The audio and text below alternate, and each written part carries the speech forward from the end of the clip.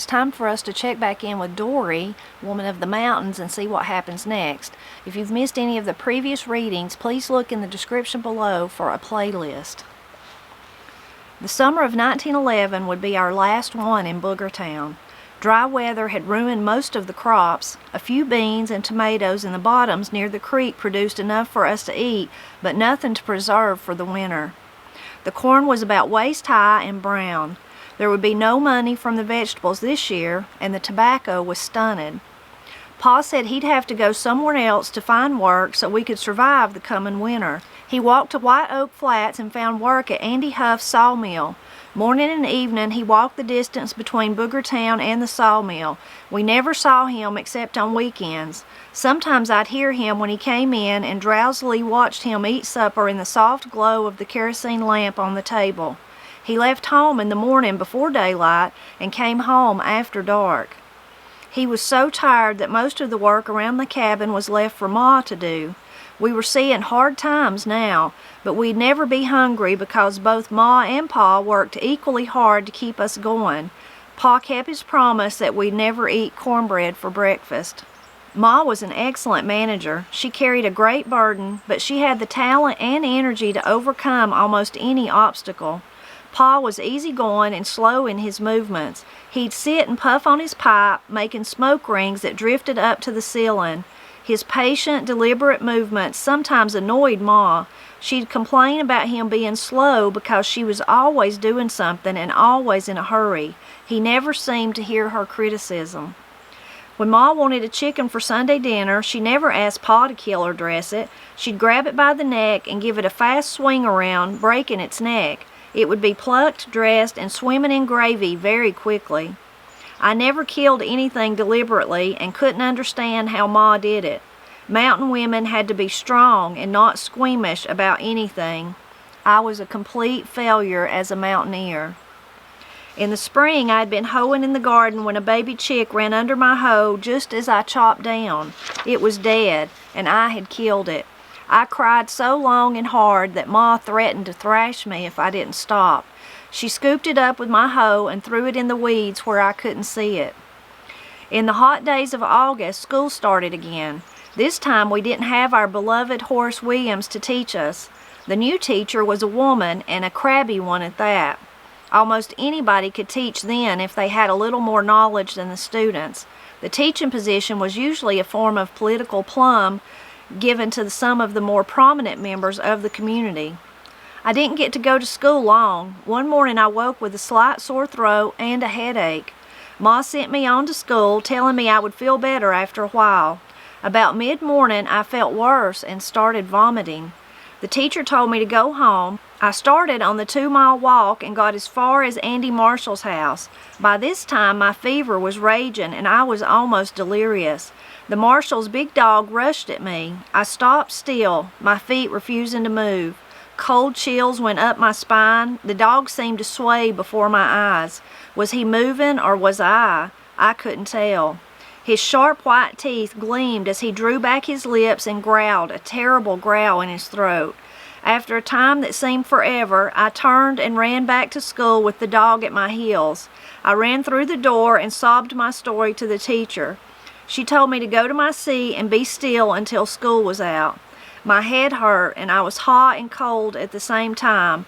The voices of the children and the teacher rose and blended until they sounded like bees humming. After school, the road home seemed endless. 1 foot before the other, 1 foot before the other, I kept saying in my head. The dog was nowhere to be seen when we went past Marshall's.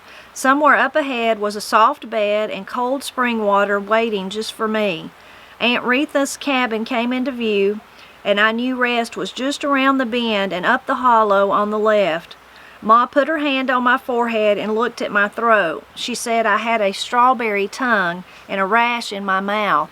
Ma knew I had scarlet fever. By nightfall, my whole body was covered with a rash, and I vomited until I felt completely hollow and empty like a shell. Ma always kept a bottle of carbolic acid tied with a string and hanging from the ceiling. It was kept there to keep us children from touching it. It was very poisonous and corrosive. She put 2 drops of the acid into water, sweetened with sugar. I drank it and lay very still, thinking if the scarlet fever didn't kill me, the carbolic acid would. I was so scared of so many things that Ma would get angry and tell me what a silly person I was. Dr. Ben Cogdell came, but there was nothing he could do. Your Ma's remedy is as good as any, he said. The vomiting stopped, but my throat was so sore, a breadcrumb felt like a barbed wire when I swallowed. Granny Mills greased my throat with lard and liniment and put a wool cloth over it. The cloth didn't do anything except make me hotter. For 5 days my fever came and went. My skin was red, wrinkled, and itchy. On the 7th day, Ma let me sit up a while. The skin on my arms and legs started peeling. Soon my whole body peeled, even the palms of my hands and the soles of my feet. Luther and Cousin Ruth had scarlet fever, but not as bad as I. While I had been sick, all my cousins and Lola had started going to the school in the Glades. We just didn't get along with the teacher at Oldham's Creek. She told one of my cousins to stand away from her when she recited because she had bad breath. Her lack of understanding and her callous talk hurt when we knew we couldn't help ourselves. We had nothing to brush our teeth with except a birch stick chewed to a fine pulp at one end. The pulpy end was dipped into salt or baking soda and used as a toothbrush. Newt Claybo asked Pa to let us come to the Glades where he and Miles Ormby taught. Newt Claybo was a member of one of the first families to settle in Oldham's Creek area. He was a farmer and a school teacher. He and Pa were friends. One of his relatives, also named Newton Claybo, was a judge in Sevier County before he went west. Miles, pronounced Miles, was a member of one of the oldest family in the area, and he too was a farmer and school teacher. Both of these men helped shape our lives. A relative of Mr. Ormby's, the Reverend Pinckney Ormby, performed the marriage ceremony for Fred and me later. Mr. Claybo was my teacher at the Glades School, and he became Fred's math teacher in Tremont when Fred was taking a course to prepare for work in the newly formed electric companies. Scarlet fever had left me weak and not feeling well. The Glades School was farther away from Oldham's Creek. The walk there and back became harder every day. On Monday morning, I couldn't get up. My whole body ached, my stomach worst of all. Dr. Cogdell said I had cardera of the stomach, gastritis, and I couldn't have anything to eat for a few days. Ma made chicken broth and gave me cold water, but nothing stayed down. Granny Mills and Ma took turns sitting up with me. Ma thought I was going to die. When Pa came home, he took his place beside my bed. Waking from my troubled sleep, I'd call out to him. "I'm right here, Dorie," he'd say, and his big rough hands would hold mine until I dozed off again. He didn't go back to his job on Monday. In my dreams, I'd go to the edge of a deep black cavern and then be brought back by his voice and his hands desperately holding mine. It wasn't until many days later, when I started to feel better, that he went back to the sawmill. When I could get out of bed, Ma took a quilt outside and spread it under an apple tree.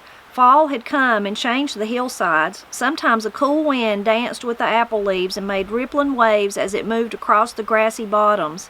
Too weak to walk about, I begged Ma to bring my lamb close by so I could play with him. The lamb and my dog kept me busy until Lola and Dicey came home from school to tell me all the news. We did our studying together so I wouldn't be so far behind when I returned to school.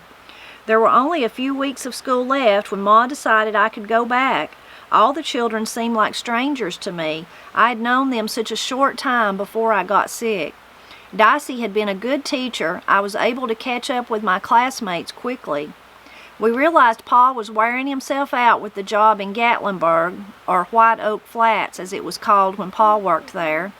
After a post office was put in the store of Radford Gatlin, a prominent merchant, White Oak Flats became known as Gatlinburg. Pa was walking 14 or more miles on his way to the sawmill and back every day. He got thinner and more tired. Farming was easier than the hand-to-mouth kind of existence he had now. It had been a good feeling to grow everything he needed to live on, with enough extra to trade for things like shoes, tools, coffee, sugar, and oil for the lamps that he couldn't make himself. Hard work was all he had ever known, but now age and distance were taking their toll on him. Some other job had to be considered. Ma agreed that he should try to find work somewhere else, even if it meant moving away from our families. The Little River Lumber Company was logging in the mountains above Elkmont. The logs had been removed with oxen or horses for years. Colonel W.B. Townsend decided that a railroad could be built into the heart of the mountains if he could find the right men to build the trestles or railroad bridges. Pa was the man he was looking for. The job would be a gigantic undertaking because the mountains were not the easiest places to build roads, much less railroads, which had to be level and straight. Sometimes the tracks could be laid around the mountainside with ease, but the deep hollows had to be bridged with trestles connecting two mountain peaks. During the week, Pa stayed at a boarding house in Townsend. On Friday, he started the long walk back to Boogertown. He didn't get much rest because there were chores to be done at home before he started back to Townsend on Sunday. We all missed him. We'd watch until his tall, thin body disappeared along the trail. Pa's dog missed him most of all. Old Shag was a blue and white mongrel Pa had brought home years before. He hunted with Pa and was always in the fields chasing rabbits or anything that moved. We didn't play with Shag because a man's hunting dog isn't a pet but a necessary part of the animals it takes to run a farm. That dog knew when Pa was coming home. On Friday, he'd go miles back on the trail and wait for Pa. If he didn't go, he'd lay with his head on his paws looking up the trail where he knew Pa would appear. Just before the school term ended for the winter, I came home and went to the barn to see my lamb. He wasn't anywhere to be seen. He usually stayed close around the barn because we'd petted and loved him so much he didn't think he was a sheep and didn't associate with the herd. I called and called, but no lamb answered. I ran to the house to ask Ma if she'd seen him all day. Ma, have you seen my lamb? She didn't look at me. A man came by this morning and offered a good price for him. What are you saying, Ma? You couldn't sell him? We needed the money, Dorie. You know that, and besides, he was just a farm animal. I felt sobs building up in my throat. I had to get away from her. The barn was a good place to cry. Nothing heard you except the barn cats and the mice. Cold and darkness were creeping into the loft when Lola came to tell me that Ma said to come home. The lamb was never mentioned again. He was gone forever except for a tiny place I kept in my heart. I felt sad, too, that I'd never even given him a proper name. Oh, I missed Pa. Cold weather was closing in on our hollow, and we had to spend more and more time inside. I hated being inside with no privacy and nothing to do. Sometimes I'd walk around the room and read the advertisements on the newspaper that covered the walls. One advertisement said, "Do you want luxuriant whiskers or mustaches? My ointment will force them to grow heavily in 6 weeks on the smoothest face, without strain or injury to the skin. Price $1, sent by mail to any address on receipt of order." Another one was Dr. Tumblety's Pimple Banisher. Old faces made to look young and beautiful. You may obtain a handsome complexion, exempt from pimples, blotches, and etc. by using Dr. Tumblety's Pimple Banisher. Price $1 a bottle, sent by mail or express to any address. There were advertisements for miraculous cures for smoking, drinking, sleeplessness, opium and morphia habit, heart cures, Cartera cures, and Dr. Warden's female pills for all female diseases. Dr. Warden must have had all the medical wisdom available when he invented his wonderful pills. It was a cure for all diseases arising from a poor and wasted condition of the blood, such as pale and sallow complexion, general weakness of the muscles, loss of appetite, depression of spirits, loss of ambition, green sickness, palpitation of the heart, shortness of breath, coldness of hands and feet, swelling of the feet and limbs, pain in the back, nervous headache, dizziness, loss of memory, feebleness of will, ringing in the ears, hysteria, partial paralysis, rheumatism, neuralgia, swollen glands, fever, sores, rickets, hip joint diseases, hunchback, acquired deformities, decayed bones, consumption of the bowels and lungs. To be a beautiful picture of health, you only needed 35 cents for one box of pills or $3.50 for 12 boxes. What did we need with doctors when the mailman could deliver such wonder drugs? But of course, we stuck to our tried and true mountain remedies. Ma said there was no need for fancy pills when the good Lord provided herbs and onions for what ailed us. Cabin fever does strange things to a person's mind. How can I remember all those words? Always thinking ahead, Ma decided we needed a smokehouse before the hogs were slaughtered. She thought smoke-cured ham was better tasting and better for us than salt-cured. Since Pa could only be home a little while on the weekends, she built it herself. Luther helped her dig 4 ditches to form a 5x5 square. 4 smooth logs were laid in the ditches, fitted together at each corner. Layer after layer of logs were fitted together until they were about 6 feet high. With an axe and a wedge, logs were split for shingles. Pa said it took about 5,000 shingles to roof a good-sized barn, so I guess Ma had to make hundreds for the smokehouse. She cut and made the door. Inside, the floor was smooth dirt. A hickory fire would be built in the center with smoke rising to the roof where the meat hung. She dug another root cellar so we could store more of next summer's crop. When the moon was right, in the dark of the moon, Ma made lye soap. All year, hickory ashes had been put into the ash hopper, which was kept in the barn. When water was poured into the ashes, it seeped through and was caught in a crock at the bottom of the hopper. The water picked up chemicals as it went through the ashes, making lye. Leaching is the proper word for the process. In the big black wash pot, lard and lye were cooked until the soap was like jelly. It was a soft soap, not in bars like today. Everything we had smelled like lye soap. We bathed in it, washed everything with it. The true mark of cleanliness was a slight lye odor that clung to us. Ma was always busy, but she'd talk to us as she worked. She talked about her and Pa's ancestors and their superstitions. Next to the Hungarian gypsies, the Scots-Irish believed in signs, spells, and spirits more than any other race of people. Scottish folk were said to have second sight and could predict and see the future. Pa had the ability to predict when someone was coming for a visit. Several times we had seen him take the team and wagon and go to the train station to pick up relatives from North Carolina who hadn't bothered to let us know they were coming. Pa had a feeling when they were coming, and he never missed. One night he sat straight up in bed and said, "Owen Maples is in trouble over on the mountain." Pa put on his heavy clothing and went out into the snowy dark night, relying on a lantern and his feeling for direction. He found Mr. Maples hurt and his lantern broken. He would have frozen to death before morning if Pa hadn't found him. We never questioned Pa's ability to feel things. He never talked about it himself. He just went on and did what he needed to do. Ma had her own superstitions. She was upset if a bird got into the house because it meant a member of the family was going to die. Just because it never happened to us didn't lessen her belief. While she laughed at some superstitions, she took others more seriously. If you first see the new moon through the clouds, someone in the family will get sick.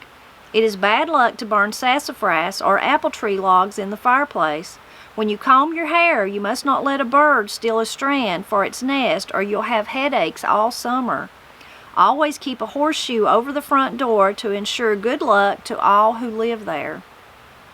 Ma told scary stories about the Whitecaps. They were men who rode through the mountains at night, taking out people, beating and sometimes hanging them.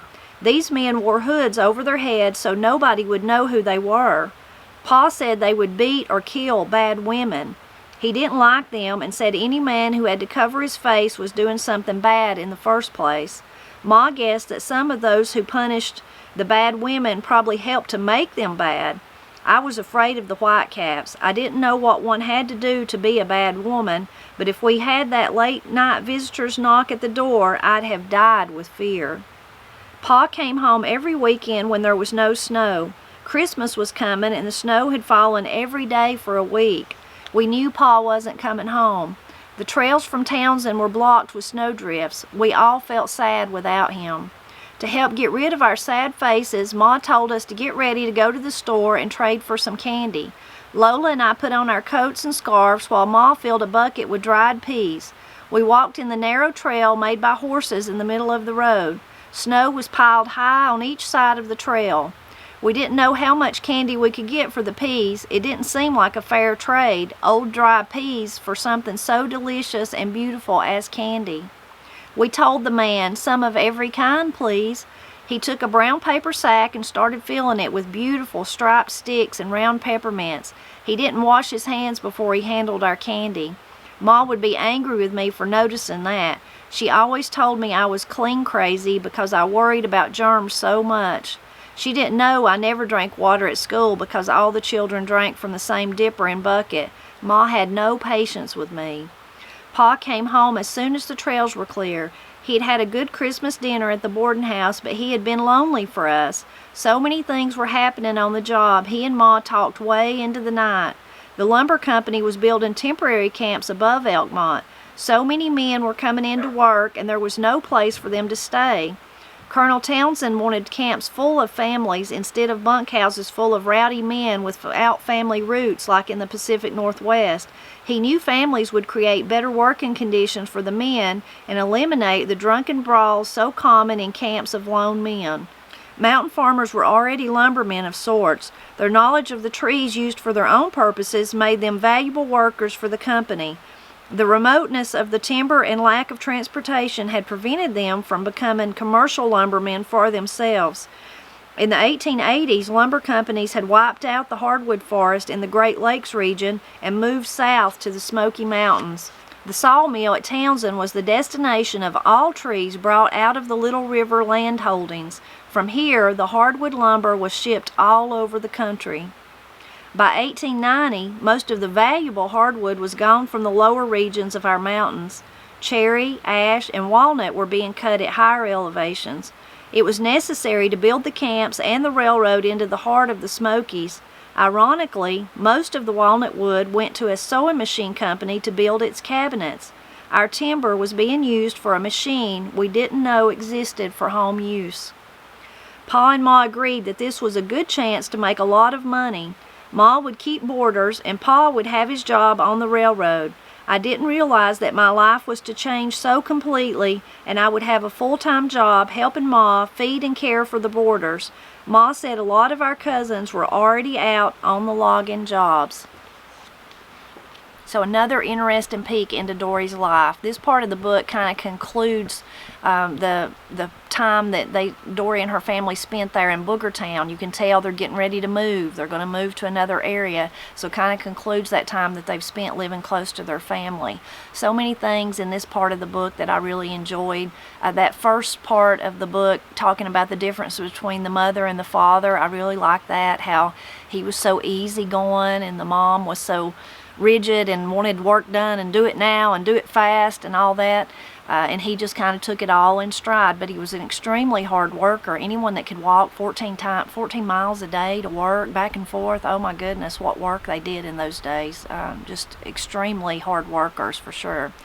Dorie's story of having scarlet fever, I really identify with that part. Not that I ever had scarlet fever or anyone that I know did, but Granny, when Granny was a young girl, she was in high school, she developed rheumatic fever. She had rheumatic fever, so I've heard the stories of how sick she was and how she was out of school for an entire month. And even when she went back to school, they made her once a day she had to go to the teacher's lounge and lay down and take a nap. That was the only way they would let her go back to school. And that sickness for Granny followed her the rest of her life. She went on and got better and was healthy and all that, but in her later years it caused it then, but it didn't start affecting her till later. But that rheumatic fever had damaged one of her heart valves. So when Corey and Katie was in about 5th grade, I guess Granny had to have heart valve replacement. So it was from that sickness all those years ago when she was a teenager in high school. So I've heard those stories from Granny about how sick she was, so I really identified with that part of Dorie's story. I liked the quick little mention of the people using the birch twig as a toothbrush. I remember one time I asked Uncle Henry, I'm always asking people how things were when they were young, how things were done, and tell me stories and all that kind of stuff. But I asked him something about toothbrushes. I guess I can't really remember what I asked him, but I remember him telling me, oh, nobody brushed their teeth in those days. It just wasn't like it is. But nobody had toothbrushes unless they had like the birch twig. Pap showed me how to make those before, and he said they were especially common for people that dipped snuff. They would often use that little toothbrush, both to clean their teeth, but also to help pack the snuff in. The part of the book where she talks about being inside and having cabin fever, she's stuck inside because of the weather, and she misses her paw, so she's got the mully grubs. That's what we would call having the mully grubs. I have a video about that you can check out. So I liked that part because it was already on my mind this time of the year, having the mully grubs. February is a perfect time of the year to be down and out, and wish that you could be outside. I'm outside today, but I'm sitting here cold, actually. But we're longing for spring to come. So Dorie was longing for that. She's longing for her daddy to come home, but also to be able to be outside where she could move around. It is amazing that she memorized all those advertisements, though, isn't it? But probably my favorite part of this was her daddy's feelings, those feelings that he would have. Amazing that he would just get this inclination or a notion, or I guess it was his intuition telling him, the Maples man needed help. So-and-so's coming in to see you. You better go pick them up at the station. So all those kind of things. And some people might say that's hogwash, but I believe that he actually had those feelings. I live with someone that has feelings like that follows them, and her name is Katie. She has feelings, and she's had them since she was a little girl, too little really to be able to make up, to pretend. And I've seen her feelings come true over and over and over and over. So it is a strange thing. Maybe there's some people that can just listen to their intuition more than others, or more in tune to that part of their psyche, or that part of their, maybe their relationship, their faith with God. I'm not sure what that is. But I've seen it with Katie. So I really liked that part of the book. Now, I hope that you'll leave a comment and tell me what jumped out at you from this part of the reading that I've done today. And I hope, as always, that you'll drop back by next Friday, because we've got to see what happens to Dorie, Woman of the Mountains, next. We can tell, I bet the next part of the book is going to take up where she's already at that logging camp and they've left Booger Town. So please drop back by to see what happens to Dorie next.